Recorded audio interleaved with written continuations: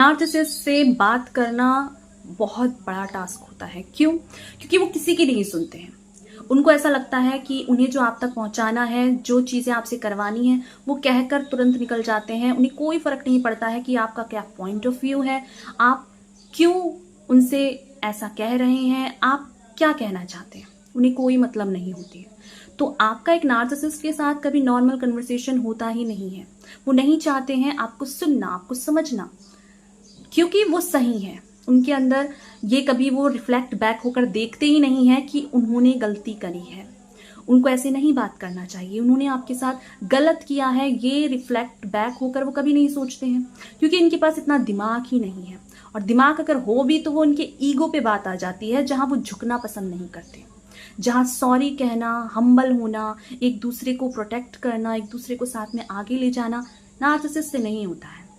जहां हमको ऐसा लगता है ना कि हमसे गलती होती है तो हम सॉरी बोल सकते हैं, अपोलोजाइज कर सकते हैं, नार्सिसिस्ट के लिए ये ईगो पे बात आती है। तो नॉर्मल कन्वर्सेशन नार्सिसिस्ट से नहीं होता है। नॉर्मल कन्वर्सेशन कब महाभारत में बदल जाती है पता ही नहीं चलता है, क्योंकि वो करना ही नहीं चाहते बात। उनको लगता ही नहीं है कि उनके अंदर प्रॉब्लम्स हैं। नार्सिसिस्ट का ईगो ही इसी बेस्ड पे होता है कि वो सही है, जो गलती होती है वो सिर्फ आपसे होती है। तो नार्सिसिस्ट का कम्युनिकेशन हमेशा एक ब्रेकडाउन के मोड़ पर रहता है, कभी भी हेल्दी कन्वर्सेशन नहीं होती है। और इस हेल्दी कन्वर्सेशन में आपको अपनी एनर्जी वेस्ट नहीं करनी है, क्योंकि कोई आउटकम नहीं होना है। खुद को प्रोटेक्ट करो, अपनी एनर्जी बचाओ और अपने ऊपर ध्यान दो बस।